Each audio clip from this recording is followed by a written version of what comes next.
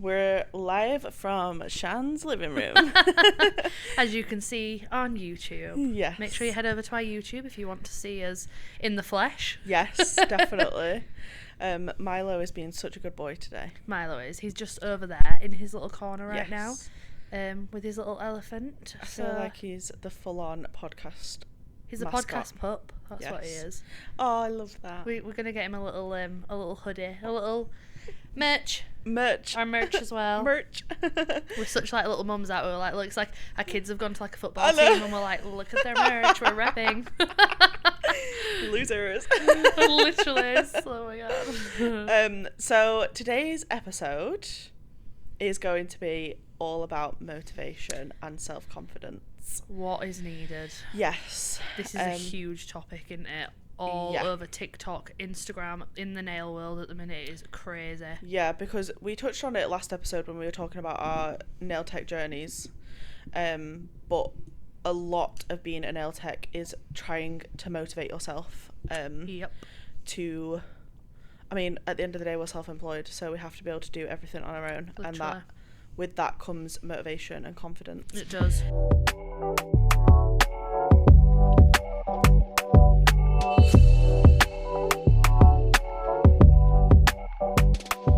So, welcome to episode 3. Episode 3. Thank you so much for tuning in. My name is Liv. I'm Shan.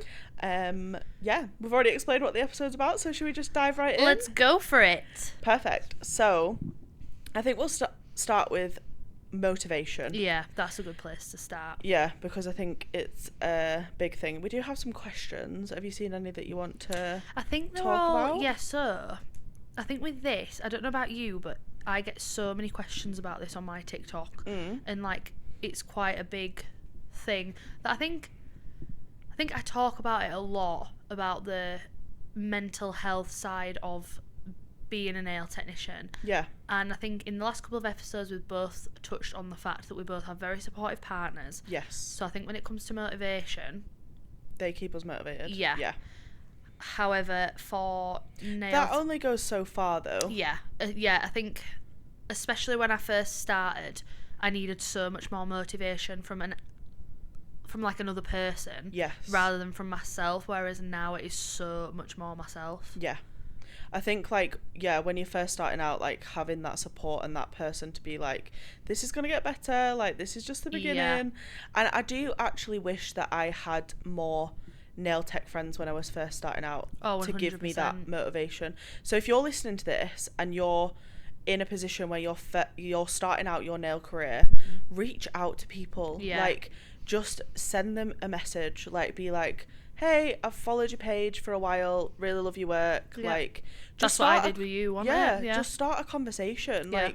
You never know what sort of friends you're going to gain from that. And also with that as well, attend events. Events have become such a big thing in the nail world. We were just talking about this. Yeah, we were, weren't we? Yeah. The Nail Order have just announced their date for their event, haven't they? Their Sunday service event. 28th of September. And the Honer event's coming up in September. We've got Niche in June. Also Maisie's Nail Tech Soiree. She does a little party. So there's loads of events that you can attend. Yeah. Masterclasses, anything like that. I know that it's so difficult. Even now, I wouldn't go on my own. So it's so much easier said than done. Yeah. But if you can push yourself, then do it. 100%. Because you will meet people. These nail events, you have to remember that everyone there has one thing in common, and it's nails. Yeah. You're literally in a room that. full of people who get the industry. Yeah. Because I think that's so important. As much as I love my my normal friends, yeah, I need to have friends who are in this world, because your friends who aren't nail techs, they're not going to want to sit and listen to you go on about build gels. No. And maybe allergies, or what gel colours should I buy. They don't really care as much, which is going to happen. But if you've got somebody who literally understands it, you can message them about a client, you can message them about anything. It gives you that motivation to just be like, because I think a lot of people can turn to social media for motivation, and half of the time when you end up in a TikTok doom scroll or an Instagram doom scroll, it does the opposite. It doesn't motivate you, because social media is such a highlight reel that you're not going to be motivated by all these perfect sets. You're going to compare your work to them. Yeah. You need to have people in your corner that you can talk to that relate to how you're feeling, and will talk to you about the realities of being a nail tech. That's what this podcast is for. We are talking about the realities of being nail technicians, because it's an incredible job, but it's not all good. Yeah, it's getting a fine line, isn't it? Because we don't want to sit here and basically say there's all these negatives to be a nail technician and oh my god and da. It's when you have the self-confidence and the self-motivation, it is then the best job in the world. Yeah, it really is. World. I think you can agree, like, from your perspective as well. I've been in this job where I have had no self-confidence and no motivation. Yeah. And then I've been in it where it's been really high. And the difference in how you are as a nail tech and as a person when it's low and when it's high is a joke. Yeah, it's crazy. Like, it is crazy, because, like, if you lose that motivation, you're going to lose your passion, and then you're not going to do as good of a job. Yeah. Like, you can be a nail tech who literally is like, oh, just get this set out of the way, then I'm done. And it's so much more enjoyable when you actually think to yourself, I can sit and enjoy this. And but then again, it's getting there, isn't it? It's having the motivation to push your business out there, which I think is a good place also for us to kind of start a little chat about, because in our last episode, if you listen to that, it is all about how me and Liv became nail technicians and our kind of journey to there, and we kind of stopped it at a point where we thought this is where it goes into the you need self-motivation, you need the confidence, or I'm sorry to say it, but your business isn't going to work if I'm being completely blunt. It's not. And that is where, coming from a girly, I mean, I don't know about you, Liv, you can say if you think the same as well, but coming from a girly who had no motivation and no confidence, it was going to go downhill fast if I didn't change the way my mindset was. It's a lot about changing your mindset, for sure, and not expecting too much. Like, you see all of these nail techs on social media that have, you know, however, like 10 clients. And somebody I think of is Sophie's Cute Nails. I don't know if you follow her. I love her. She's the sweetest person ever. But she does these like really mega long days where she's doing like 11 clients in a day. And somebody might look at that and think like, I need to be there. That's what I need to do. But Sophie's been in the industry for a little while now. She's grown her business to that point where she can have that many clients in a day. And it's also... Oh my God. What? Her? Yeah. That's one of my besties as well. I love her. Yeah, she's I love so her. cute. I don't know why I thought it was Soph Does Nails for some. I think I'm getting like me names confused, but she does long days, doesn't she? Yeah, she does. Yeah. But I just think like... Also, when you look at somebody doing those long days, you probably only think positive things about that. Whereas I'm sure Sophie, if she was sat here right now, she probably doesn't like to do those long days. In fact, she talks about it when she has like a shorter day where she finishes at 5 o'clock and she has like 8 clients. She's much happier and she enjoys her job a lot more. So I think it's important to remember, if you see those people doing these long days and they've got all of these clients, it's important to remember that A, it's taken them a long time to get there. They've not done that overnight. And B, it's not all good. Having 11 clients in a day is not always a nice thing. Do you know what I mean? Yeah, and it's like, to someone that might be deemed as, okay, this is my success. This is a lot of when people put on, I'm fully booked. So many nail techs are like, oh my God, I want to be fully booked. But fully booked for one person who might work part-time 3 days a week is fully booked, and then someone else's who's working 5 days a week, 11-hour days, that's their fully booked. You don't know what's going on behind the scenes, like you say. Definitely not. No. So what did you ask a question? Because I feel like, did we answer it? I was saying about how once you've done the course, once you've done all that, you've got the little kit that you're starting out with, the motivation, the self-confidence to get these clients, to get clients in. Oh God, I feel like it's a hard one. I think with that, like I say, we've kind of touched on it a little bit, but I think it is literally, it gets to the point where you have to force yourself to be like, my books are open, I'm becoming a nail technician, I am taking clients now, and that is all about sometimes the motivation won't even be there, to be honest. It's more self-discipline. Yeah, definitely. Yeah, like just being strict with yourself. Yeah. And just pushing yourself to do it. If you are, if you're a nail tech that's just starting out and you don't have any clients, use your time as if you do have clients. Yeah. Say for instance, if you're working a part-time job and you're like just aiming to do nails 2 days a week, use those 2 days a week, sit in your salon, do nail art, post on social media, get the ball rolling, get yourself into that routine of working.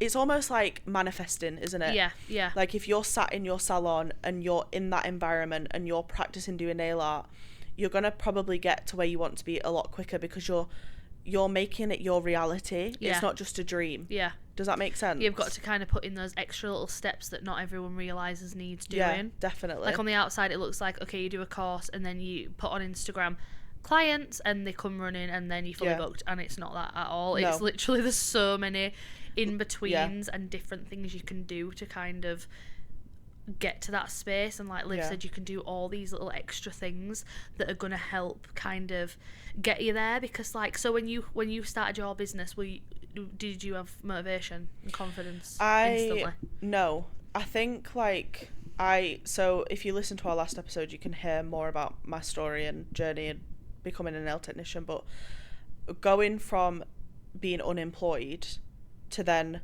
having to motivate myself to work was really hard.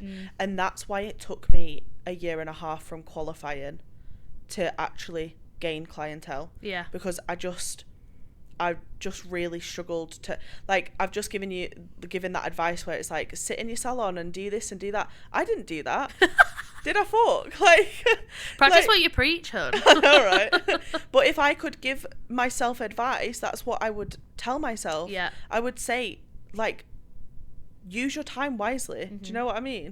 Because I think there's a very fine difference. How I kind of looked at it when I first started out was, if it was easy, everybody would do it. And I think that is such a misconception with nail technicians, is it's seen as an easy job. Yeah. And it's not. You have literally, I think I mentioned it on one of my TikTok videos. I said, like, you've got to think, in a week, if you have 5 clients a week and you work 5 days a week, that's what, 25 clients a week? Yeah. A week. 25 different people. That's 100 a month. That's 100 people a month that come to you. That is like a lot, and obviously it depends on what people want to work and everything. But I do think that, like what I was saying, that's what parts people in the people that are going to be successful in this industry and the people that aren't. The people that are going to be successful are the ones that realise, okay, you know what, if this was easy, everybody would be doing it, and everybody's not doing it. Because the amount of people I see even on TikTok that are like, I'm closing my business, I can't get clients and all this stuff. There was a time where I couldn't get clients in, like, and you've honestly just got to push past those things.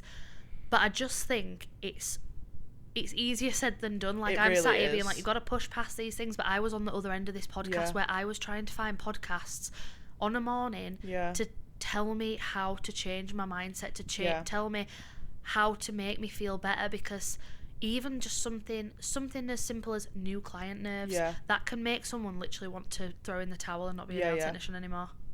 Definitely. Like, I at first really struggled with that, with having, because I work from home and I started out working from home, the nerves that I would have before I had a new client were mega. Like, I really struggled with that. But I'm now at a point where if I have a new client, I don't even have a flicker of nerves. Like, not even a little bit. Nope, nothing. My confidence has grown so much that I've got to that point where does not faze me. It doesn't bother me. Yeah. Obviously, like, in a sense that I'm, like, meeting a new person, but I think I just adjusted my mindset. I was like, I'm the one that's in control in this situation. Yeah. Like, somebody's coming into my space. I need to have the confidence in myself to know what I'm doing. Yeah. To show somebody that I know what I'm doing. Yeah. Because if I don't do that, people aren't going to want to come back. No. If I act nervous and I think you mentioned it in the last episode actually, where a lot of the times a client is more nervous than you are. 100%. I had a new client the other day and I was like, oh, can I have a look at your nails? Like, after we'd had a little nut, can I have a look at your nails? She passed me, she was shaking. Oh my goodness, her hands I was shaking. just going to say the same thing. I had a client not long ago and I was like a little bit nervous. I think I definitely feel the nerves more than you do. Yeah, but I think in general you struggle with anxiety a bit more than I do. 1000%, yeah. But it was the same. She passed me her hands and she was shaking, and that's when I kind of thought, this girl is more nervous than I am. Yeah. But you don't think that. You think they're coming and like, here you go. But put yourself in your client's shoes. You go into a nail tech you've never met before. You go into her space. You're going into her house or her salon or whatever. I thought about it in the client perspective once, and I was like, it's actually quite a scary thing. Like, it is. You're sitting opposite this person who does this every day with loads of different clients. I don't want to be the strange client. I don't want to be the client that she dreads. Like, you know what I mean? So like, switch your perspective almost. Yeah, look at it. Definitely look at it from the client's perspective and think, like, if I was a client in this situation, what would I need? And the main thing that you would need from your nail tech is for them to make you feel comfortable and for them to be confident in what they're doing. And when this girl passed me her hands and she was shaking, I just instantly knew what I needed to do to make her feel better. I was like, just distract her. Talk to her about anything. Do you know what I mean? Yeah. And like, she passed me her hands again when I actually got to start doing her nails and she was perfectly fine. Yeah. You've got to almost settle them, haven't you? Yeah, definitely. You're in your own head about settling yourself. Yeah. You're like, okay, calm down, girl. But I think it's just switching it and like just thinking about it in a different way. Yeah, honestly, I would say, like, me and Liv, we spoke, I think it was in the last podcast and in the last episode, and we were talking about how, because I think this episode I really wanted to do, we both wrote down episodes that we're doing, and the first one I wanted to do was about self-confidence and self-motivation. If you've seen my TikTok, I talk a lot about the mental side of being a nail tech, because I do, or have in the past, very much struggled. And Liv said to me earlier that as my friend, she's seen a huge development in me, because if you're listening to this and you're an anxious nail tech or just not got no confidence or whatever, I am betting you, I would put my mortgage on the fact that I was probably more anxious than you. Like, you're thinking you're anxious, double it, and that was me.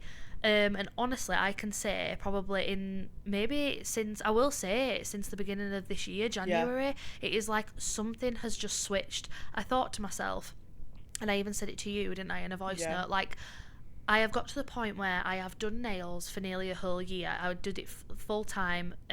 February I started full time 2024, so it was a year, February just gone. And coming up to January, after I had time off at Christmas, I kind of did a little bit of a year review of my business. And I just looked at it and I was like, everything my mind told me was going to go wrong never happened in nearly a whole year of doing nails. It is all in my head. And I realised no one is gonna, me talking to Liv on a morning to give me a bit of motivation, that isn't gonna help. Me talking to my other friends isn't gonna help. It is gonna have to be something I have to change. And I have done counselling, I have done, a lot of things to help my mental health, but my confidence and motivation in regards to my career is where I struggle the most. With my own personal things, it doesn't matter, because the only person I'm letting down is myself. Whereas in my career, I'm not only letting myself down, I am letting down clients. And I think it is such a terrifying thing. And in all honesty, like, if you're listening to this and you just think, I can't do it, 100% nearly every nail technician has been there. They've felt it. And the one thing that you're worried about, majority of the time, it's easy to say, but I'd say 95% it's not going to happen. Your brain does this to protect you, and this is, I think, has been the biggest change in my entire life, not just my career. And I know it might sound dramatic to some people, but honestly, I can say that I have listened to podcasts, I've listened to, like, you know, I've had books and everything, and it is honestly a mindset change. And it was this one thing, and it was like, confidence isn't a feeling. If you're waiting to feel confident, you will never be confident in your life. It is being scared and doing it anyway. Yeah. And honestly, I heard that and I was just like, whoa. Yeah. So every single time I've kind of thought to myself, you're not confident, by me doing it anyway, I am being confident, because it's like you're scared shitless, but you're still like, oh, you know what, I'm just going to do it anyway. 1,000%. And it works out. And it's so hard when you have your brain telling you this is going to go wrong. Like, I wake up on a morning, and I've told this to Liv many times, I wake up on a morning and the first thing I think of, what's going to go wrong today? What is going to go wrong? What's going to make me not enjoy my job today? And you want to know what it is? It's me. Yeah. It's me working up with that mindset straight away. What's going to go wrong? Yeah. And I remember You're self-sabotaging. Yeah, it's self-sabotaging insanely. And I actually noticed that because I was so wrapped up in all these things that could go wrong, I knew as a nail technician, I probably wasn't performing to the best of my abilities. Yeah. Not only with the nails, it was with my clients as well. Yeah, you were just like in your head worrying. Because I was worrying, I was like, okay, this client's coming, I'll do her nails and she'll go, and then, okay, I've only got 3 more to go after her. And as soon as in January, which I do think also helped, is changing my hours and my prices, which we'll go into probably a little bit more later in the podcast. But I had to almost realise to myself, you are doing these nails anyway, you have to sit and do this, so you might as well enjoy it and stop getting in your own head. I remember you voice noted me something like that. You were saying, like, I've just realised that I'm in control of enjoying it. Yeah. I'm in control of, guess what? The client comes and you don't get on, you don't have to accept her back in. The client comes and they want a nail art that you're not confident, do it anyway, ask if it's okay. If not, okay, we'll go minimal. And one thing Oliver always says to me is, it's nails, nobody's going to die. Yes. And in all honesty, if you have anxiety, that is what it feels like. Yeah. It feels like if this set of nails goes wrong, it is the worst thing in the world. And it honestly isn't. Like, it is just one of those hills you've got to kind of get over. But in the wise words of Taylor Swift, and it's also on my salon wall as a print, Milo hun, you're all tangled. Come here. Oh my god, right, there we go. Yeah, you sit there, mate. Milo's joined us. Right, lie down, please. No, you can't get, he wants to get in between us. Lie down here. He can come here. There you go. Oh, good boy. He just wants love. Podcast pup. Say hi. Say hi, everybody. Oh, you could hear his little sniffs. I hope you could hear that. But yeah, honestly, the biggest change for me was changing my mindset. And I know it sounds so easy to do, but honestly, if you just start seeing things so much more positive. So now I wake up and instead of thinking, oh my god, what if this client comes and she doesn't like her nails, I now think, oh, I get to see this client first. I see it one client at a time. Yeah. So I will sit and focus on those nails. And you know what? When it was at the point where I did feel like I wanted to give up my business, to be honest, like it was probably just before Christmas, just gone, I was like, I don't know if I want to be a nail tech anymore. I don't know if I can do it anymore. And in all honesty, it got to the point where I was just like, okay, do these set of nails next, do these set of nails next. At the end of my day, I would sit down, review on the day, and I'd think, wow, nothing went wrong, and I wish I enjoyed it more. Yeah. And I also definitely. wish I'd have put effort in, because since January, I have really started putting my heart and soul back into my nails. And if I'm being completely honest, I now look at my day, and if I do a set of nails or nail art where I'm like, wow, I'm so proud of myself, I'm proud of myself because look at the effort I put into those nails. And you know what, then if your client comes back in a couple of days or messages you, one of my nails is chipped or one of my nails is lifted, you know, well, I did everything I could to prevent that. Yes. So clearly something's gone wrong somewhere with either aftercare or she's knocked them or whatever. I know it's not me. And I know that was a bit of a ramble, and Liv hadn't even got a word in edgeway, but I just think it's fine. I'm so passionate about this because honestly, I know how it feels to be so in your head. And like Liv says, I think it's good to have friends who understand this industry. I think it's good to set your boundaries. Yes. And I think it's good to almost get out of your head and see it one client at a time rather than the whole day. Yes, definitely. But what was growing your client base like in the sense of trying to motivate yourself to advertise, did you find that hard, or was it fairly like easy for you? Did you just sort of see it sort of logically and just... Yeah, I'd say probably the second. Yeah. Logically, because I think... You just saw it as like step by step, right? I need to advertise, and then this is gonna get me. Yeah, I mean, don't get me wrong. At the beginning of my career, there was a lot of encouragement from Oliver and Oliver's mum. They were literally like my cheerleaders. Because at this point, I had no friends, no nail tech friends. I had friends, maybe one or two. But I had no friends. I literally had no friends before I started doing nails. I'm not over like I had maybe a few, and it was majority of the people around me pushing me. But you know what, as well, I think that is why it's so good to be a nail tech probably starting now, because when I first started, if you went on TikTok looking for self-confidence and motivation stuff and someone's a nail tech and they hadn't had the best day, there's no content, none. And that's why I wanted, when I wanted to do TikTok, I was like, nearly all of my content is going to be about here's what happens this day. Like, you know, your friend Lauren with her new series where she's saying my nail fails of the week. Yes. That is what we want to see, because we want to see the realities. What's her TikTok or Instagram so people can see it? ohnails.by.Lauren. Yeah, it's a new series, and I even said to you today that series is going to help so many people, because so many people are scared to admit that stuff goes wrong. Definitely. Yeah, and I think it's so hard, because like social media, we keep saying it, but social media is just this highlight reel, and no one's showing you what happens behind the scenes. I'm not posting the set of nails that I wasn't proud of. Yeah, exactly. Why would I? Yeah, exactly. Literally. But also, why wouldn't I? Yeah. Do you know what I mean? Why wouldn't we? Because we've got it in our heads that you shouldn't be doing that. Like, I went to post a set of nails last night, and I actually caught myself. I was about to not post them, and I thought, why? What am I doing? Like, why am I all of a sudden being like, no, I'm only posting my best content? Yeah. Why? I know, why? All content is good content. A set of nails, like, you see all these people and they post all these things, and every line is crisp. And you're zooming in and you're like, they are amazing. If I'm not that amazing, I'm not posting. But it's not that. It's like, not the reality. No. Like, not everybody has the perfect nail bed and nail shape and the perfect In fact, I was live with Nabovi the other week, and she was talking about how like when a client first comes to you, their cuticles are impossible to get perfect because they've usually not been touched before. And when she was talking about it, I was like, yeah, that is so true. Like, you see all of these like people doing these Russian manicures, which is a topic for another day, but you see all of these like perfectly prepped cuticles, and you think that's what my clients' nails need to look like. Yeah.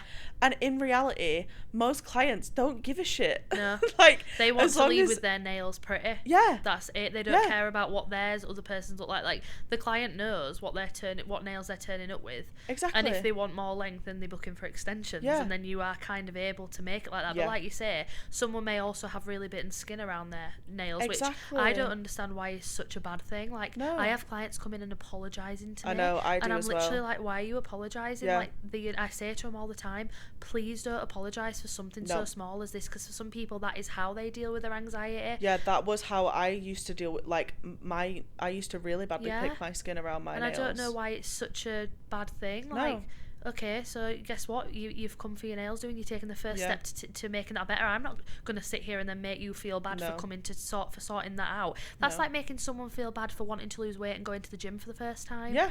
Why would you make someone... That's amazing. Exactly. You're taking that first step, which is the most important. Anyway, back to motivation. Yeah. Come on, Shan. I've lost the questions, so we're just going to have to go rogue. What... On like a daily basis, what do you feel like keeps you motivated? You know what? Since starting my TikTok and doing that, at a point it got to the bit where I was literally like, I wasn't confident. I'm a lot more confident now, like I just said, but when I first started my TikTok, I wasn't confident, but I was telling other people they needed to be confident. Yeah. And then when started getting quite a few messages and comments being like, I wish I was as confident as you, or that's when I knew, this is all fake. Yeah. I can sit here and pretend to be the most confident person in the world and everyone will believe it, and then I see what it's really like, and I'm probably one of the least confident was probably one of the least confident people in the world. And that's when I kind of thought, this is all fake. Yeah. All of these nail techs I'm seeing that are posting all these amazing things, it ain't real. So probably that. And then again, like I say, friends and Oliver. I know I keep saying it, but I do think having the people around you that get it and understand it. And then for a third thing, it's good if you didn't ask me just one. For a third thing, I will say changing my hours has literally changed my entire outlook. I think in that terms is the of motivation. thing. Yeah, in terms of motivating myself, because I will, I do 2 long days, but on those long days I think, well, tomorrow's a short day, I only have 3 clients, so I can enjoy this long day because tomorrow I've got a shorter day. That's changed it completely for me as well. Like I do, Monday is a long day, Tuesday I have off, Wednesday is a long day, Thursday is a short day, Friday is just a normal day. Yeah. So, well, actually, I'm starting to take Thursdays off as well, but knowing that you have that sort of break from like having like 6 clients in a day is so motivating. Yeah. I think what people don't realise is that you're in control of that. Yeah. Like, you are literally in control of how often you're working. I hated working so much. Why didn't I change it sooner? And now I'm like, definitely, I literally can, like, earn more but work less. Yeah. And that's in control of me. And I know, obviously, it depends on the circumstances that surround you, but I think in regards to, like, motivating yourself to get those clients, like, now I see where my gaps are because I've condensed my days down and I see exactly where my gaps are. I'm like, them gaps are getting filled. Yes. And I'm then going on and I'm like, that's motivation in myself to be like, wow, yeah. Because, like, I don't know about you, but before I set my working hours, it was literally like here, there, and everywhere. Like, oh, me too. It was like someone so messaged gappy. you. I'd have like an 11 till 7 day, and then I'd have a 9 till 4 day, and then I'd have a 1 till 8 day, and I had no structure, no routine. How is anyone meant to live off that? You know what I mean? Yeah. One day I were having a lie until 10 o'clock. Next day I were up at like 8 a.m. It was like, whoa. I think I think a routine is really important as well. Like, I think what motivates me is like getting up early in the morning. You're a morning gal. I am very much a morning person. So me waking up between like 7 and 8 every day is like really important. To just get my day started off right. Yeah. You know, just need to get out of bed and get going with my day. But I also wanted to touch on the fact that motivation is so different for different people. Yeah. Like, some people might be motivated by money. That might be what gets them out of bed in the morning. Yeah. Which I would say, like, to a certain extent, that's like what motivates me, because you need money to live. Yeah. It's like, I almost see the money side of things, we don't do it just for that, but it is a good motivator. Yeah, because in the last podcast when I touched on the fact that I had a credit card where I did put all my courses on and I put my entire kit on, I had a credit card of 1,500 nearly. Yeah. And last year was the year where I was like, I'm being debt free. Yes. And slay. Did that, but that was a motivation. The money wasn't a motivation to go on 10 million holidays and buy myself Gucci belts and all this stuff. It was literally, I want to. It's more of a like financial freedom. Yes, that's it. Yeah, which is such a bonus. But like you say, I'm not doing it to earn as much money as I can, because because if you did, you would be working 5 days a week, 7 clients a day. Yeah. So I'd be that nail tech with 12 clients a day because I want the money, but that's not the motivation to me. It's enjoy my life. Yeah. To definitely have a work-life balance. Yeah, and I think that that's what's important as well. Is like I got into this career because I wanted to be self-employed and I wanted to work for myself, and it got to a point where I had to remind myself of that. I had to be like, Olivia, this is ridiculous. Yeah. Like, you are in control. Yeah. Like, this is your life. You don't need to be working all of the time if you don't want to. Yeah. And it really just like, I think like maybe it happens for everybody. Maybe you've just got to go through that. I honestly do think, like, if there's someone listening now and they're at the beginning of the nail journey and they're hoping listening to this podcast is gonna magically change something. No. It's not gonna, we're not genies. We're just chatting shit. Yeah, but it's a different perspective of maybe being on the other end of it.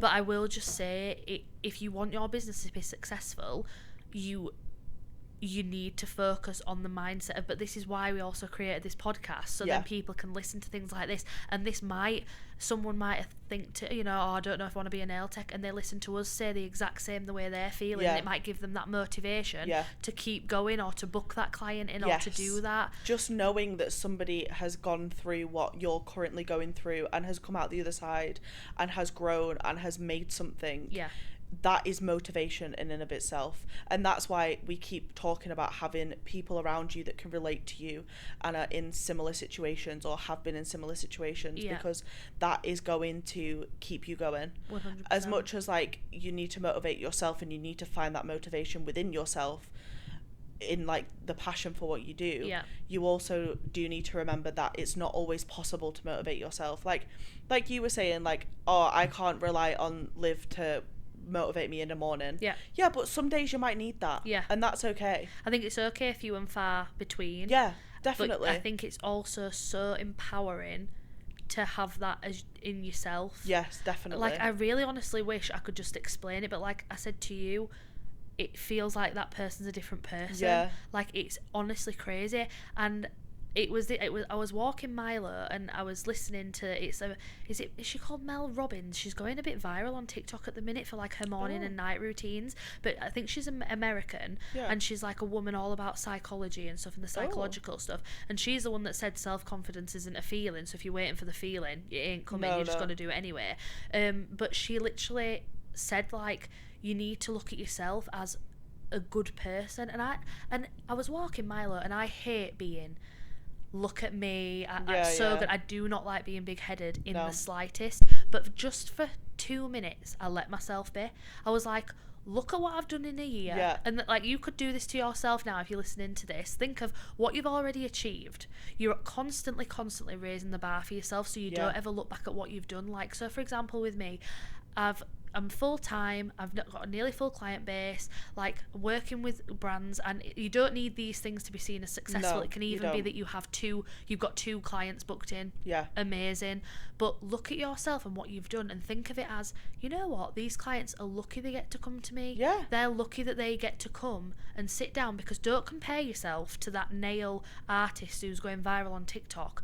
Compare yourself to a high street shop down the road that you've seen people come out with, over filed nails, or gel that's not in the place that it should be. Like, you know what I mean? Like, you need to look at yourself and compare to that, because your clients are comparing you to their experiences, all these. Because let's be honest, our clients, some of them might be, but majority of them are sat at home following all these big nail technicians that we are rising our bar to. Like, I looked at it like that, and I actually turned to one of my friends and I said to her, I am honestly so sad. I feel so sad that I once thought I wasn't good enough, and I didn't deserve all those things, because now I look at myself and I think, I'm not being big-headed, I'm not like, oh, all these things, I deserve them, but I just think I did that. And that's what you've got to change your mindset to. You have to be proud. These people are so, and you know what, if it's the start of your journey and you don't feel like your skills are as good as they are, but these clients get to watch that. They get to be. I have clients that literally, like, they're so proud that they're an OG client. They always say, I'm an OG, and it's like, because they've seen your entire journey, progress, and you, like Liv said, you might have to go through this. I feel like you may just have to go through it. But I think it's just something you go through, no matter what career you're in. We're proof that you come out the other side. Exactly. Kind of okay. Definitely. No, I think I like the points that you've just made. I think they're really important. I think it leads on to then the confidence side of things. I think confidence is... I'd say confidence is harder than motivation. 100%. Motivation, you can be like, I'm just going to edit that TikTok video for 10 minutes and post it, and I know that it'll be good for the algorithm.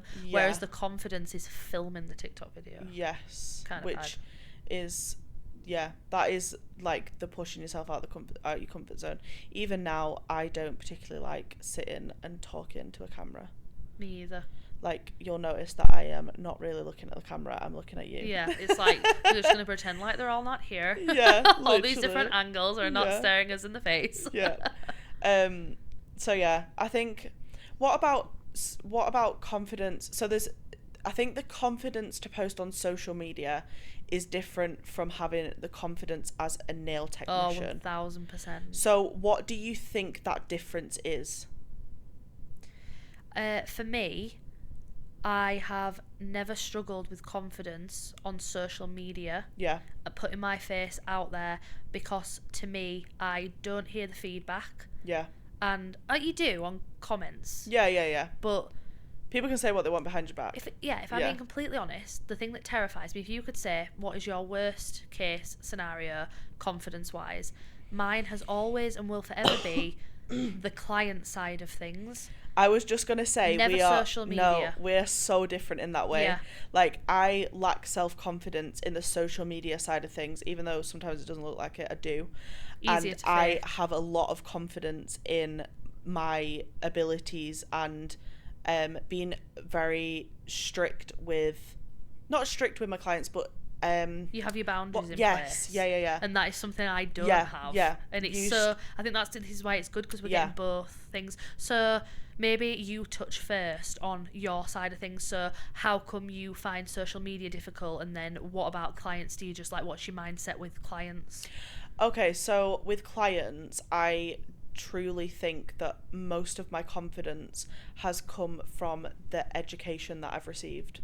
Yeah. I have done 2 years at college, and one of those was like a level 3 course, which I talked about in the last episode, and that was all about advanced nail services. So it was, dealing a lot with different types of nails and how to, like if a client that had like ski slope nails, for instance, walked in, how do you deal with that sort of thing? And all about like the contractions and contraindications. And I do think that my confidence with clients comes from that. I am very confident in the knowledge that I have. Not to say that I think I know everything, because I 1000% don't. Yeah. But I'm confident that like every client that comes in, I am doing the best that I possibly can. Yeah. And I wouldn't send them out the door if I wasn't proud of the set of nails that I'd done. Yeah.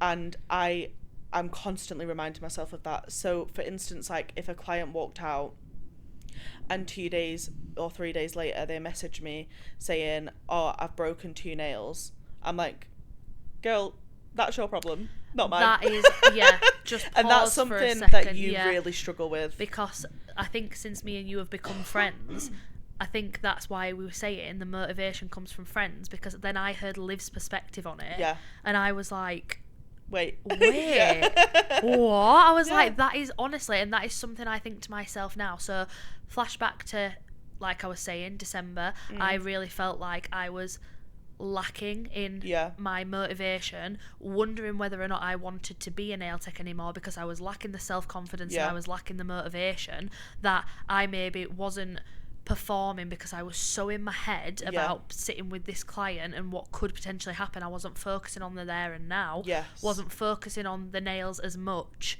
Obviously I was still doing it because they're a paying customer. I'm still just want to make that very clear, I'm still very much doing the nails to a good ability. However, to my best ability, no, because I'm too worried about I need to get this done before my next client comes, and the next client's wanting this, and what were that client like, and I then wasn't maybe performing to the best of my abilities. So then if I did get a client that was like, Shanhun, my nails have chipped, next day, I knew it was probably more to do, well, I felt like it was more to do with me, shall I say, than them. Whereas became friends with Liv, heard that, changed my working hours, felt more motivated to work, started focusing on the present, tried to change my mindset. I then now put, I would say, a decent 98% of my effort into every set of nails I do. I focus on that set that I'm doing. I am looking at that art before they come. I am making sure that builder gel application is as good as I can make it. So like Liv says, someone and then you're not questioning yourself later. Yeah, because that is, I will say, I know we're going to get to me in a minute. Sorry, I've overtaken you, Liv. But I just thought it was very important what you said, because I struggle with my biggest fear is someone messaging me being like, my nails have come off or whatever. Yeah. If I then change my perspective to like what Liv said, I can then make sure I'm doing what I can on that set, that if they come back, my nails, well, I've done everything I can. As a nail technician, I know I have performed to my best. I've done my prep, my application, my art so good, and how I know it works, that if they come back, it's more to do with them, which takes away my fear. Yes. And I think like this is something that I've told my friend Lauren as well, because she struggles the same way as you do. Yeah. I hope she doesn't mind me saying that. I'm sure she won't. But if she does, we can always edit. I've said to her, I think I've said it to you as well, you need to look in those situations where, say for instance, maybe like twice in a week you've had clients that have messaged you and been like, my nails are broke. Like 2 of my nails are broke, or one of my nails is lifted. You need to look at your week as a whole. So usually those 2 clients are maybe just 10% of the people that you've seen that week. Yeah. And you need to remember that. You need to remember that it's only ever a small percentage of your clientele that are having issues or having problems. And if it's more like, 60% are having problems, then look at yourself, look at what you're doing. But there's also nothing wrong with that either. No, there isn't, because it's all growth. Like, you learn from everything as a nail tech. There's something wrong with it, is it, if it's like 60% of your clients and you're still not doing out about it, you're not looking at your prep, you're not trying to find all these different things, that's when it's a bit of a problem, you know what I mean? Yeah, definitely. But if you're making those changes to better it, so just try and think about it, like in those situations, try and think about your client base as a whole. Think about them as one whole thing. Look at how many clients you have, and then how many clients have struggled with retention. Yeah. And if it's less than 20%, it's not you. Yeah. It's them. It's their aftercare. And in some cases, it is the fact that maybe the product that you're using isn't right for them, and you need to sort of... Yeah, which is why prescriptive manicures have become a thing, But I wanted to make one more point before we move on about the subject of like clients and retention. So if you get a client that messages you and say it's like 3 or 4 days after they've had the nails done and they've had a chip or a breakage, you don't apologize. I know that it's really... I was so guilty of that all the time. I know that it's so easy to be like, oh no, I'm so sorry that's happened. Don't do it. Do not apologize and take responsibility for that, because like I've just said, it's most likely not your fault. Yeah. And your clients most of the time aren't messaging you to blame you. They're messaging you to communicate with you, to make you aware of it, which is the right thing to do. So if it's within 2 days, like my policy is 48 hours, I think. Mine is 72. Yeah. So actually mine might be 72, because I don't know remember. if you agree with this, but I heard that if it is within 72 hours, it is more than likely something you've done. If it's anything after that, it is something they have done. Because if you've done something wrong with those nails, it is going to show within 72 hours. Whereas anything after that, it is, are they oiling, aftercare, all that sort of stuff. But also, it's also really important to remember that you don't know what your clients are doing in their day-to-day life. Yeah. You don't know whether they've walked out of your salon and they're fucking got their hands in mud in the garden and are digging at it with their bare nails. If they're doing that, it's their fault. Exactly. Even if it's within 72 hours, I don't care. It's their fault. It's your fault, honey. I agree with that. Do you know what? You don't know what the clients are doing. No. You don't know whether they're walking away and opening their fucking packages with their fingernails. You don't know if they're like picking stickers off things. You don't know if they're... It's the tiniest little thing. I think what clients forget is our nails are not used to things being on them. If anything, they repel it. So it's like you're working against something that doesn't actually want any... Like, this is just... It's a foreign object on your body. Like, we all just want to have really pretty nails, and it's great. But like, for example, myself, I cannot have builder gel on. I cannot have hard gel on. The only thing that works on my nails is extensions. I've been to plenty of nail technicians. It's nothing to do with them. My nails, probably from me over filing them from first bloody episode I said it on. It's probably that my nails, but because I'm a nail tech as well, I need that extra strength. Your lifestyle, and that's like it's an you know, I don't know, that's a whole nother subject. I feel like prescriptive manicures. I do just want to say, like, as well, you've also got to be very aware of, I notice, I don't know about you, if I have a client that's come to me from a nail technician that uses a gel bottle, I give them a spiel. I will say, just so you're aware, like, if you're a nail tech that is listening and you use the gel bottle, I'm not judging anybody. It's your business. You know what works for you. Absolutely fine. But I know if it works for you and your clients, you do that. I recently had a couple of clients that came to me from a nail technician who used the gel bottle, and I instantly felt nerves because I was like, this stuff that's HEMA free isn't going to last as well as the gel bottle, because the gel bottle would last on Milo's nails. Yeah, no. They would last on Milo's nails for like 10 weeks and for not very good reasons. No. But clients aren't educated in that side of things, so they may think it is me, which is why I then am like, oh god, like they're coming to me from a gel bottle. That's what I say. I'm like, they're coming to me from a gel bottle nail tech, and I use HEMA free majority of my stuff, and the difference is ridiculous. Like they are more than likely going to have maybe a few chips because their nails are used to such a high level of HEMA content. Yes, and you have to give it a couple of infills for that product to settle in. And I for say it that to really to clients. stick. I'm like, with anything HEMA free, I'm like, the first is always a tester. Yes. The more infills, the more your nails get used to HEMA free products, it will get used to it. But if you're a nail tech and you're listening, I just want to say chips and breakages and lifting is a normal part of being a nail technician. Nobody else wants to say it. I have had clients that have come back that have messaged me the next day. Shan, I mean, not as much recently because, like we say, I think it comes with experience. But I have clients still to this day that come back and they have chips and breakages, or they'll have a random nail missing. It's Definitely. a lot more few and far between, but it still happens because, like we say, you are seeing so many people in a month. It's going to happen with people. You don't know their lifestyle, like we've said. I don't know how we've got onto the subject of retention. I know. Sorry. Who's she? Oh, well, I was going to bring it back to confidence, actually. Oh, yeah, go if you're for done. it. I'm all done.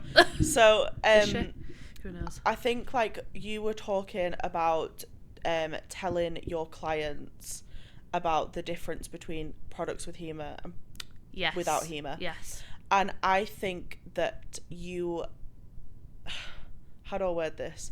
Like, I think that's a really important thing to do because it is showing that you have confidence and knowledge in what you're doing. Yeah. And you have to portray that to your clients, because especially with using like HEMA free products, I feel like this could be a whole another episode about like HEMA and stuff, but it all links together. It does, yeah.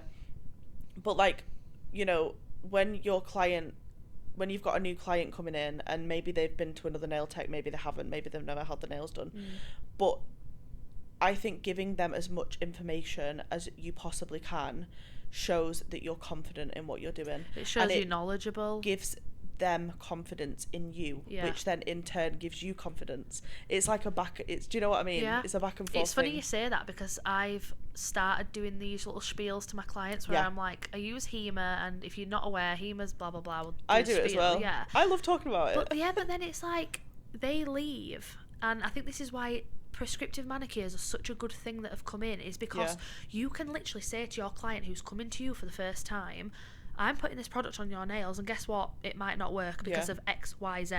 And you can say about how it might be because of the HEMA levels. It might be because your nails aren't strong enough for, like they're a bit weaker, so they need something stronger than Builder Gel. Yeah. You are giving your clients all these different things because the nail world now is so different to what it used to be. We have had to adapt so much because now it is so much more of a thing. Like, people went to the nail shop, they got acrylics, job done. They didn't care about their nails. No one wanted natural nails, but now all the girlies want their natural nails long. It is like a huge thing. It's all about nail health. It's a trend, it is. And it's like people are starting to take it seriously, which is good, because if you're then showing you're knowledgeable and you've explained to this client that's come, or HEMA, or your lifestyle, or I do prescriptive manicures, they know if they chip, well, she said this was a possibility that it could happen because of the XYZ points. Yeah. And then they still have the trust in you, even though it may not have gone as well as you hoped. Yeah. So I totally agree with that. Definitely. I was going to ask about you were talking about confidence with your clients versus confidence on social media. Oh yes, confidence on social media. So that's why you feel good about your clients, because you know. Yes, yeah. I know. Yeah. I know what I'm talking about. Exactly. I do half the time with stuff. Not in a big. not in personal stuff. No. So confidence on social media, I think, is a completely different thing. And I don't think. I just want to put out there, I don't think that you need to have a presence on social media to be a good nail tech. Neither do I. And not even in the fucking little slightest. My favourite nail tech, one of my most favourite nail techs that I'm dreaming of having a one-to-one with one day. She doesn't offer him, but I've messaged her about it multiple times. She is amazing. She's called Beauty by Nicole, and her work is stunning. Is it? Stunning. I'm not joking. I've never seen a nail tech like it. Yeah. And she is I think she has a little TikTok, but it's not a presence. It's not like her talking to the camera like me and you do. She doesn't really have that much of a presence. She has an amazing Instagram. She's on Instagram. I'm not sure about TikTok, so I can't say, but she doesn't have a presence like what we're talking about. The social media side of things. And she is one of the I'm pretty sure she's fully booked, and she's one of the best nail techs I've ever seen in my life, and she doesn't have a social media presence as much. No. Well, Eleanor, you know, who went to Bristol with Eleanor Ellis Nails. Oh, yes. She is the same. She has a TikTok and she has an Instagram, but she's not very, like, present on it. Yeah. And she's fully booked. More clients than me. Yeah. So it just shows, like, you don't need the social media. And I think nowadays it's pressure, isn't it? Yeah, everyone else has got social media and they're a nail tech, so I need it to get clients, and you honestly don't. The good old fashioned way of. Yeah. Sometimes I've said, if I Leaflets. if I could delete Instagram, Facebook, TikTok, I would some days, and just be a nail tech that do my few little clients a day, and that's it. I'd be happy, but maybe that should be your dream. It's not, because I do love the social media side. So I just get the social media side is literally just. I feel like it's fun. It's honestly, this is my dream job, where I get to be creative, but then I also get to do social media because I do love it. Yeah. But sorry, carry on what you're saying. So with, like, having confidence, that was just a little side note I wanted to make. Like, you don't have to be on social media, but having confidence to do it can be really difficult, because I think the way that I was thinking about it when I first started was like, oh my god, all of these people in my life are gonna judge me, I'm gonna think I'm weird, and I'm gonna, like, they're not gonna be supportive. Yeah. Do you know what I mean? Yeah. They're gonna cringe. That family dudes will be like, that's her. Yeah. The crazy girl that talks to the camera. Yeah. But I just, like, I have gotten a lot better in my mindset with it, like, obviously, because I put myself out there now. But I think that just comes from, like, a change in perspective again. I think that you need to remember that nobody cares. Yeah. Do you know what I mean? Yeah. Like, that, I mean that in the nicest way possible. No. But no one cares. Nobody cares. No. You post your silly little videos. Yeah. Have fun. Enjoy it. Yeah. And that's all that matters. It's not that deep. No, it's not that deep. Everyone's like, oh my god, what's everyone going to think of me? No one cares. I don't care. Because I don't know about you, but my biggest thing that I say to people, especially like when they come to my workshops and stuff, I'm like, you need to post content that you enjoy posting. I always say this. You can't be copying somebody's content. You can't be repurposing their stuff and using it for, like, your own in a way. If you enjoy what you're doing, you will do well. Yeah. And I think that's where my confidence comes from. Is before I was, if you scroll back on my TikTok, I was trying to be loads of different people. Mm-hmm. But when I found the content because I thought, who wants to sit and look at a ginger just talking to a camera for 5 minutes? No one. But for some reason, I do. Some reason other people like it. But you wouldn't think that about yourself. No. And as soon as you start doing that thing, I think it. As soon as you realise that social media should be fun. Yeah. Like, I think that's what changes it. Just have a ball with it. Just have fun. Just create the content that you want to create, and your audience. What is it they say? Your vibe will attract your tribe. Oh, slay! I've never heard that before. That's amazing. So, would you say that do you still struggle with confidence now? Or? I do, in the sense of imposter syndrome. Oh wow, yeah, that's the topic. Yeah, that is a big topic. I think that's a big topic in this about self-confidence and self-motivation. Yeah, because like when I hit 20k on Instagram and everyone was like, oh my god, you've hit 20k. You were I was like, no, I haven't. Yeah, I think the exact same. I was like, people are like, well done you. You've really, worked hard for that. No, I haven't. No, I don't deserve this. Yeah. No. And a massive part of me feels like I don't deserve it. A huge part. And I think that's where my confidence lacks. But do you not see how hard you work? No. For that? See, I see that. I'm like, no wonder you've got all those followers because you work hard for it. I don't feel like I do. Yeah, but because you're passionate about it, you don't think you're working. Yes. So you're just doing it anyway. That's so true. Yeah? Like when I'm sat here, people think, oh, she loves her evening because she gets to sit down and, have romantic meals with Oliver. I'm sat in this corner right here now, slowly sinking into the sofa, editing my TikToks, and I love it. Yeah. But that's what I mean. If you're doing TikTok and it's not for you, it ain't gonna work. No, it's not. You need to find, even if you just post on one, even if you just do Instagram or you just do TikTok, you need to pick one and go for it at that because you can be successful in that as well. And I also think it's really important to mention, to find your style. Don't copy, because there's no point in that. I see so many people copying my videos. You can copy a video idea. Yeah. I don't think there's an issue with that, as long as you tag the creator. But that's it. That's what people don't do. They don't tag. Don't copy the style. Do you know what I mean? Have your own style.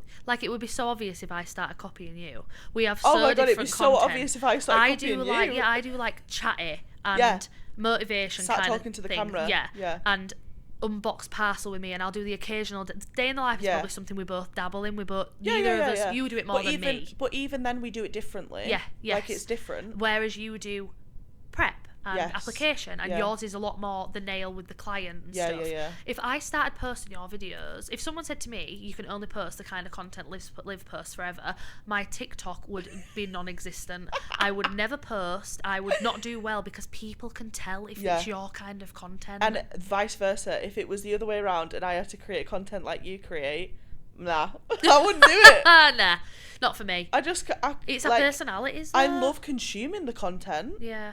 But to create it, no thank you. Because people even say in the comments, I see it on both of our videos, you can tell you're passionate about this, and it's people can see through you. They can. Yeah. Really, so really if you're can. copying someone's video idea word for word, people can see that. Yeah. People can, and if you are copying it just because you thought it's a good video and it's nice to do, tag the person. And it's okay. I do trends, but I will always tag the person I've found the video idea from, because it's so important to do that. But I think what is a little tiny tag? Just be video credit tag. Yeah. That's it. And I don't know. That's a different topic, because I feel like it's hard. So you struggle. So you feel like you struggle more. Imposter syndrome. Yeah, the imposter syndrome kind of thing, which leads to the social media, then, doesn't it? Yeah. I don't struggle with it in an everyday way, because I've really tried to not be as present on social media, if that makes sense. In the sense that I'm not as worried about the numbers and the comments and the interactions. Oh my god, me too. Yeah, I think that's such a massive thing. Yeah, I'm posting to just enjoy posting. I'll have people being like, oh, this only got so many likes and this only got so. I'm literally I don't even look at that. Why does it matter? I post it because I want the video out there. I enjoy creating the content. I enjoy helping people out. Mm-hmm. There you go. And I don't really focus on it. Whereas I'll see people that are so bothered about how many likes, how many followers, how well it's doing. And you see people buying, what is it? You can buy followers and buy likes and buy comments and stuff. Yeah. That kind of stuff is going to be detrimental to your business. You're never going to grow. No. It's just not going to work. People can see straight through it. And I think as well, when I see a lot of comments on my videos, how do I work with brands? I did a video recently where I said why I reject some PR things, and I see a lot of comments that are how do I work with brands? And it's you're not getting what I'm saying. No, you don't get the point. Yeah, but it's if that is why you are doing this job, quit now. Yeah. If you're doing it for the PR, no point. No, because nobody actually sends you anything. No one sends you anything, and I think if they do, it's a waste of time and money. Yeah, that's why I don't accept. I think if it's nail art. Yeah. I'm like, yes, please, send it over, because I know it will be used. Yeah. But if it's a brand that I am not going to be used, like for example, the video, I can say what brand it was, can't I? Yeah, of course you can. Yeah, so it was like Magpie, which is obviously quite a very well-known brand, and they offered to send me some gel colours, a little PR parcel, and I just was like, sorry but no, because like I said in the previous episode, I've found my brand of gel colours. I love nail order, so why would I waste my money, my time? I'm not going to make a video of that. Time. Exactly, yeah. That's just them fair. As well. Yeah. Carbon footprint too. Yes. Like, you know, don't shipping waste. that over. Yeah, don't waste that. Oh my god. But yeah, I think I agree with you there. I had it was Essie. Oh yes. They reached out and wanted to work with me, but I decided not to because you got to stay true to yourself, haven't you? I don't work with nail varnish. Why would I post a fucking video that's Literally, nail varnish? Yeah, that's like for all the big all respect girls. to Essie, but like, yeah, we do you watch my content? Literally, because do you watch it? Like, I'm not going to promote nail varnish. I don't remember the last time I used nail varnish. No. We're gel girlies, okay? Exactly. And then another one was Melody Susie. I think it was. Is that the dust extractor brand? Yeah, and they do e-files as well. But I think it was Melody Susie. They brought out like a builder gel, or was it gel polish? I couldn't remember. But they reached out and asked if I wanted to try it, and I was like, it's just not for me. Like, to be fair, builder gel ones I get reached out to like more often than gel colours, and it's just like, no, because then I'll have to get a client, I'll have to soak off what they've already got on, I'll have to reapply this, and why? It's more work than it's worth. You're not paying me, you're just sending me free shit. I'm not, it's going to take up room in my shelves and in my drawers. I'm running out of room anyway. Like, I don't want, like, I think that's when you've got to, so what I was saying about people wanting to work with brands, it is not what it cracks up to be, unless you find a brand you truly love, then working with them, like when Nail Order reached out to me to have a code, best time of my life. Yeah. And that was like literally such an achievement because I appreciate and love that brand. It's like Nabovi. Oh my god. Like, I would die for that brand. Yeah. But you don't do it. No. You don't do it for money. If Lucy Pastorelli reached out to me tomorrow and asked me to send... you'd be like, I'd be no. Yeah. You'd prefer Nabovi, wouldn't you? Yeah. But I think that's where, as a nail tech, you need to decide if you're wanting to work with brands, maybe don't be a nail technician that takes clients, maybe just do social media. Yeah, that's do nail designs. Be a content creator. Yeah, content creator. Whereas if you're an actual nail tech who's sat doing clients, it's just going to get in the way. Yeah, it really does. It doesn't serve you. It doesn't do it. Unless you're like on a journey of finding products, for instance. Yeah, then slay. Then fine. That's great. But yeah, I don't know. Do we have anything else to say? Because we are over an hour. Do we want to... Self-confidence. Like, it's kind of just... I feel like... Did you mention about how, like... self-confidence with clients my side. And I'll kind of wrap up my side of things. But so social media I've never cared about. Yeah, I've always done it, which I admire so much. Oh, thanks. That sounded so insincere. So sarcastic. I honestly, thanks. No, I'm not good with emotions. Okay. So I know he's just chilling out. If you're on YouTube, you can probably maybe see him. Will he be in shot? Probably. Maybe. But yeah, so like with social media, I've never struggled because I have always done it since doing makeup. So I was very young when I started in the social media presence. And my whole thing like this is I just don't care what people comment. I don't know what it is, and I wish I could put it into the other side of it, but I couldn't care less. And I feel like I've noticed as well that you don't reply to comments that much. No, it's hard because like I'll get messages on TikTok and stuff, and with my comments I honestly am a person that films the content because I enjoy it and I post it. You just post it and if someone's asked a question that I haven't already done in a video, I'll respond to it, and if I have the time I will sit and go through comments, but I just really try not to let it go into my personal life as much, which is really hard. It is really difficult, and it's like that. If I answered every comment, replied to every message, I would never be off my phone. No, I know. I'd never be off my phone, because I think what people don't realise is as well, you have the client side of it too, where you get the messages and you're booking people in. Not only have you got the social media, you've got all of that. I know. Sorting out your books, like making sure you've booked off holidays, like sorting all that out. It's so difficult, but like I absolutely love it, so I'm not complaining. But yeah, I think, and in regards to like, you know, how you said what people are going to think about you filming and like family and friends and stuff. The family and friends stuff, I honestly couldn't care less about. No. Like Oliver, I've said to him before, do you care? Like I've never asked him his opinion. Like, does it embarrass you? does it, like, I've tried to get him to do boyfriend voiceovers my day, but he just won't do it. Oh, Harvey's gonna do one. Is he gonna do? Well, I'm gonna tell him when he gets home. I'll say, come on, chop chop. Just get Harvey's doing it. Yeah, I'm like, my friend's boyfriend does my fiance does my voiceover. But yeah, like, it's not something that bothers me. And if somebody, like, when I did makeup, for example, I did get a lot of harsh comments because I was in bald caps a lot of the time. Yeah. So you got comments about your because makeup's about your appearance. Yeah, and I'd start with no makeup on, and it was through lockdown, so I gained a lot of weight in lockdown. So I was like, I didn't have my eyebrows or eyelashes done, and I have blonde. My natural hair is blonde, so I have blonde. Not my natural hair, not on my head, guys. Oh my god! But my face, eyebrows, eyelashes, like, you know, a few whiskers over here and there. Yeah, very fair. So salons were closed, and I didn't tint my own at this point either. So I was literally looked like a goblin. Yeah. And I would get so many comments like, you look like a boy. Is this a woman or a man?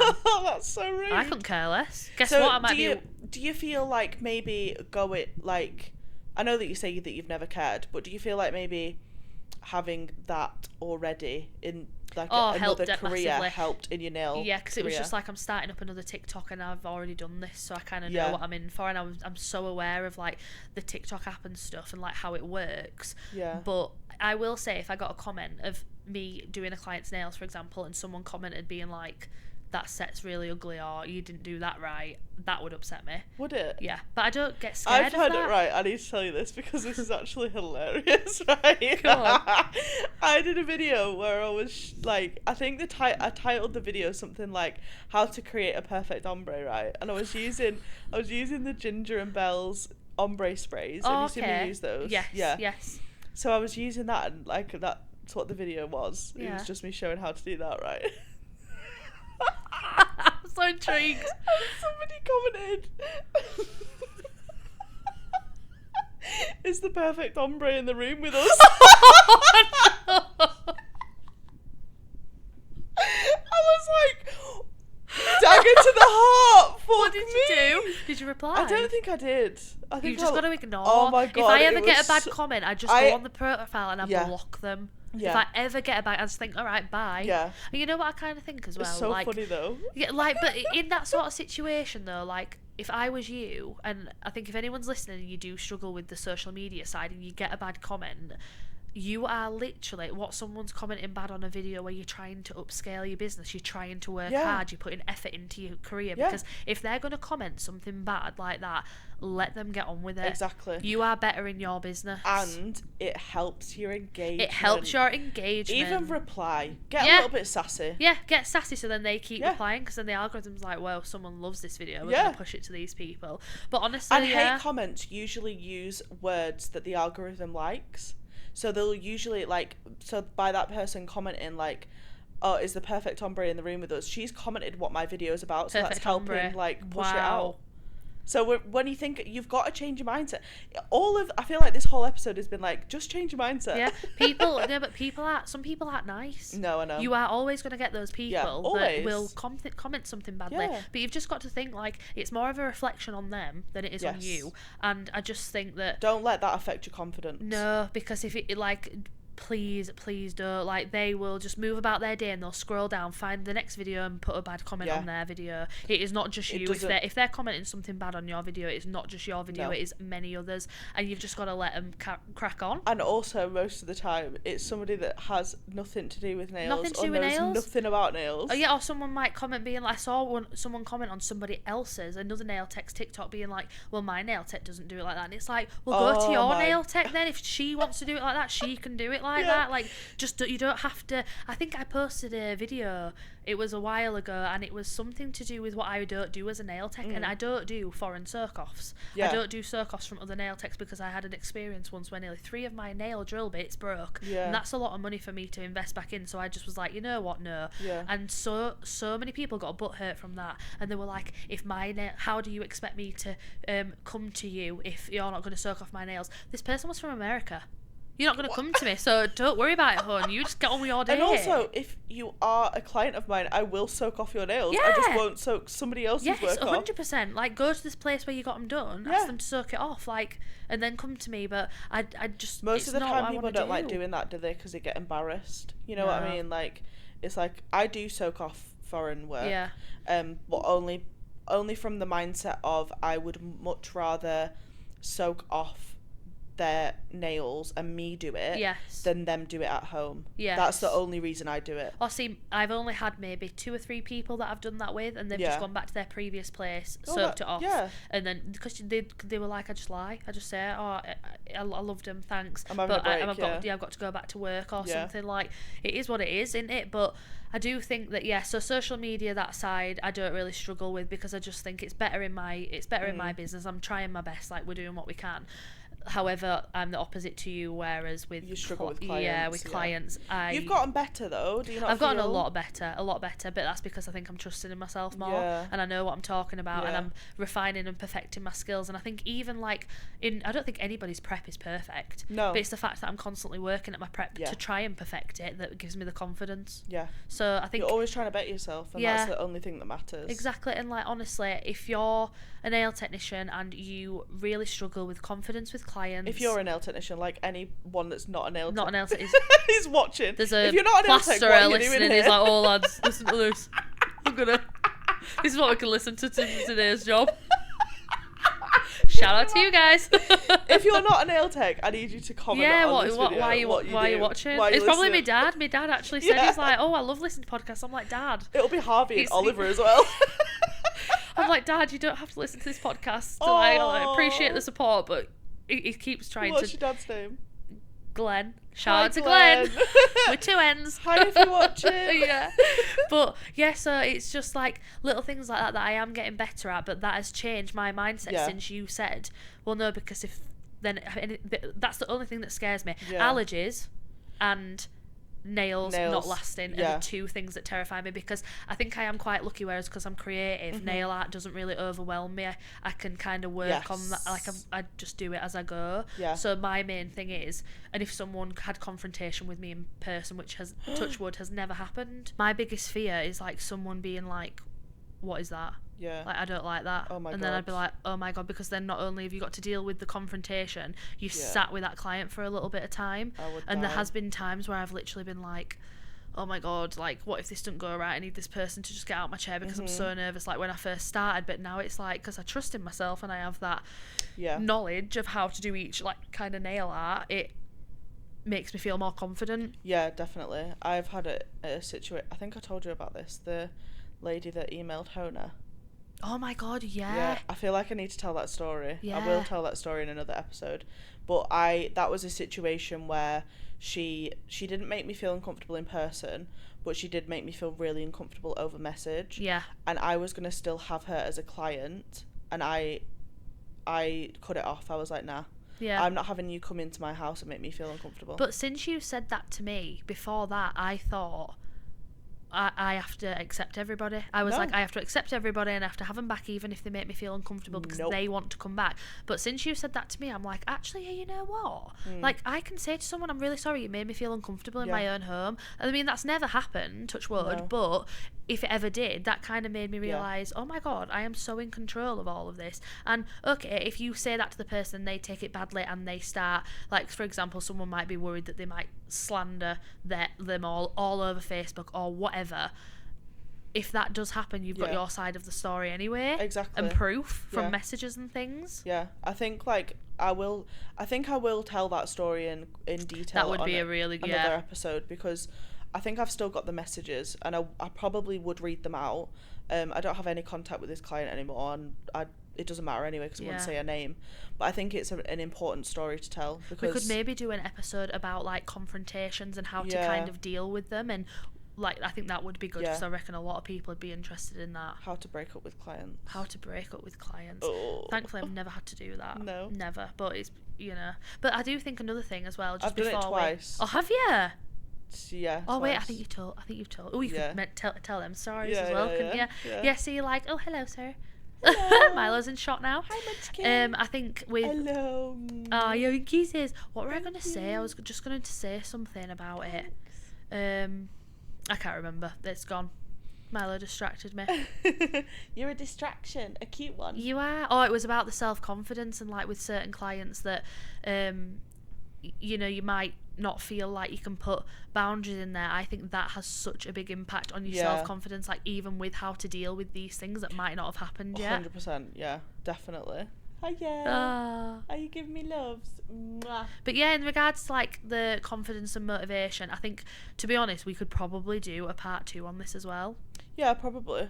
Yeah, because we actually give some proper tips, because I feel like this was just us rambling. But I feel like people need to hear it from our points of view as nail techs. What's definitely difficult in what way? Yes, and how different perspectives perceive it. Someone who's, because I feel like we're so different, different, and I think that's a really good thing for this podcast. I do.